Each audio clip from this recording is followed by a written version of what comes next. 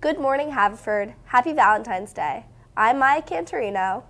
And I'm Justin Liu. Please rise for the Pledge of Allegiance.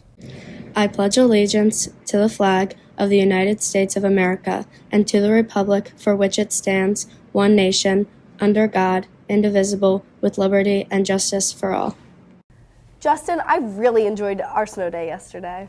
So do I, but I think our groundhog may be losing his touch. It doesn't feel like spring. Okay, let's go see the weather boys and what they thought about the temperature outside today. Hey Haverford, it's Dylan McMahon with the weather. Hope you all enjoyed your snow day yesterday. We got 4 inches of snow.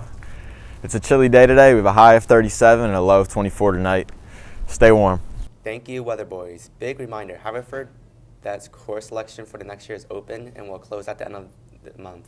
Since it's Black History Month, we have a spotlight on Langston Hughes brought by Tati Bates. An American poet and social activist, Langston Hughes made a powerful impact just through his poems. Born February 1st, 1901, Hughes started writing his poetry when he was in high school. As a teenager, Hughes wrote his famous poem, The Negro Speaks of Rivers. This poem goes back to remind African Americans where they came from and how much has been learned and the resilience that has been shown. Hughes traveled to many different places to work on different jobs like cooking, operating an elevator, and laundry.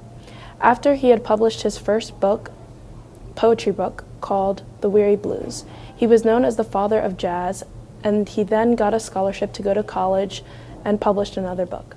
Hughes was not afraid to publish his perspective of living with the world and encouraged others to speak out and not have any fear and shame.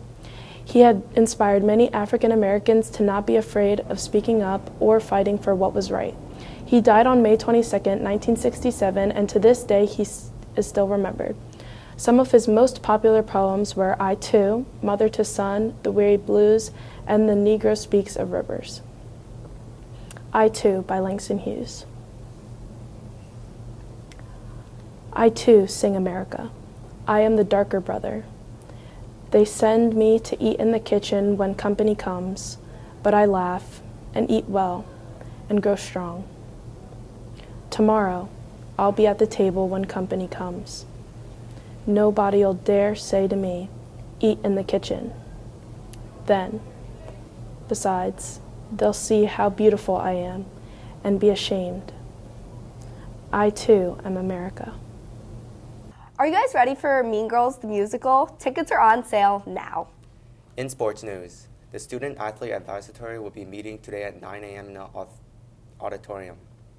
The Girls Basketball Central League Championship game has been rescheduled and moved to Thursday the 15th at Marple Newtown at 6 p.m. Tune in to Haverford Sports Media on YouTube for the live broadcast or follow the Instagram for quarterly updates. Spring Sports Night. Spring Sports Night is on Thursday, February 22nd.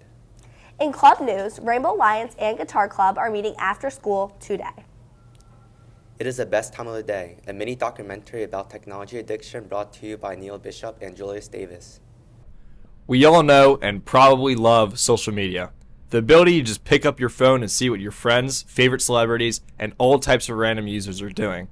It's just an endless stream of fun and entertainment that you can't keep your eyes off for more than a minute. What's the issue with that?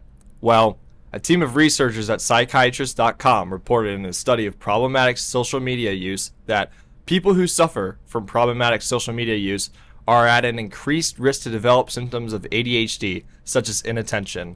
So, our goal in this presentation is to bring awareness to the issue and maybe provide some steps for you to prevent it. So, before checking, what do you think your guys' average amount of time spent on your phone is? I'm gonna say 10 hours. I'm gonna say 14 hours. I'm gonna say like 9 hours. 9 hours? All right, do you mind pulling it up and checking? Everyone show the camera. All right. We got 7 hours, 4.5 hours, and 6 hours. That's so definitely a lie. Now that you've checked, what makes you guys think that it was gonna be so high? I just sit in my bed when I'm home. Whenever I'm home, I'm on my phone, like no matter what. I'm just like kind of always on my phone. I have my phone around me, so I felt like it was gonna be longer. Yeah, me too. I'm just like, whenever I have downtime, I'm usually on my phone. All right, that's it. Thank you. I think that we could all use a quick break from the rapid-fire bright videos we all see. The time that you are spending on your phone mindlessly scrolling through 10-second reels or TikToks can be spent reading something informational, indulging in some sort of physical activity, or working on a passion project that's hands-on. Added to this, the fact that teenagers are also mostly aware of this already leads to the issue of simply realizing that you're spending too much time, often relying on morals and the strength to put down your phone. People now are forgetting what's around them and the sights that they could see from simply taking a brisk walk outside and taking in nature. So, what do you think the average amount of time high schoolers spend on their phone per day is? I'm going to say 420 minutes, 7 hours. Pretty close. The average amount of time spent is 6.5 hours. So Alright. you were a little bit over. Yeah. But within that 6.5 hours, what do you think high schoolers could be doing? Sleeping. For I sure. agree with that. My name's Finn McFadden, and I'm a junior. I'm in 11th grade. Currently, have you ever found yourself like sucked into technology too much or spending too much time? I say yeah, occasionally. I think sometimes you don't really want to do work or something. You're just bored, tired. You'll just be laying in bed and you just grab your phone.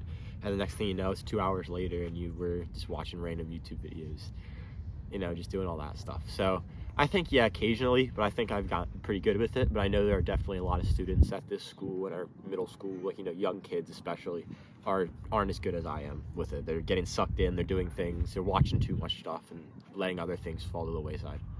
So, if teenagers and parents alike recognize that social media is an issue, then why are we as a society not doing anything against it? Think about this. You would never take an 8-year-old to see an R-rated horror movie.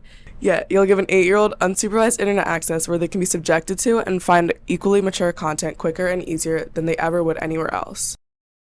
Hi, I'm here with counselor Mrs. Alderfer.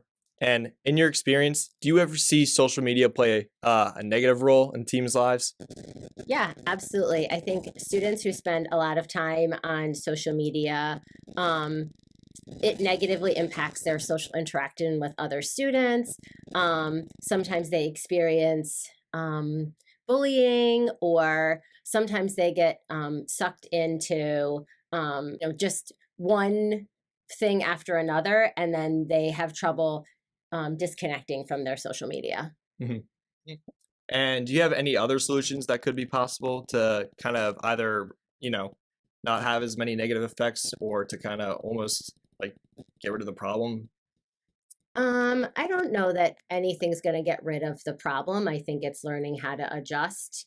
And I think in the end, it's about having a good balance. Anyone who does anything too much is not good for you. So setting some kind of limits in terms of how many hours a day or how many times students interact or kids interact with social media or even their phone in general is going to help limit the negative impact that social media has, or screen time in general. Okay, very good answer.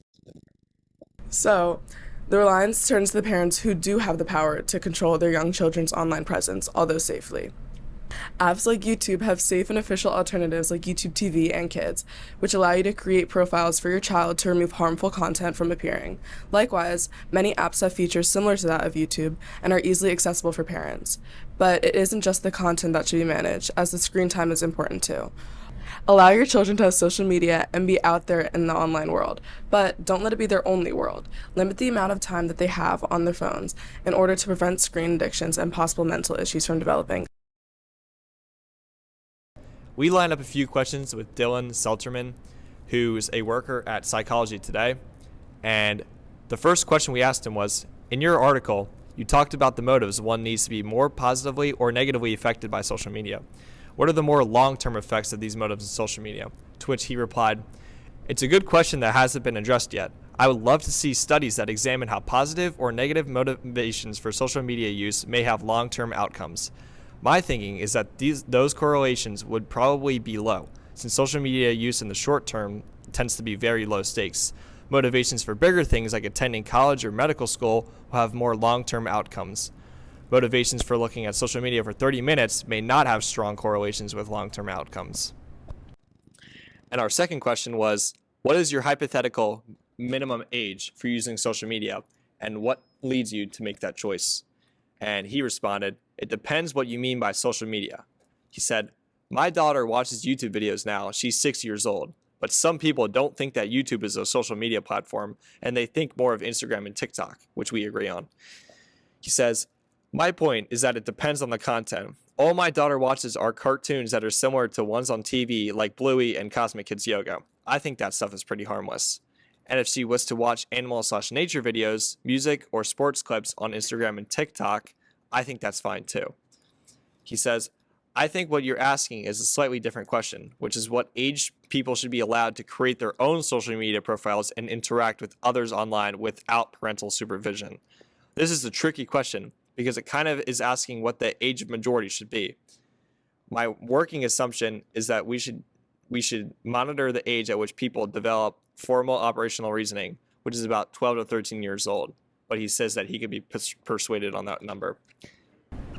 So our last question, we kind of wanted to get a solution from him. So we said, "What do you propose for these people who feel pressure and are possibly drained from social media?"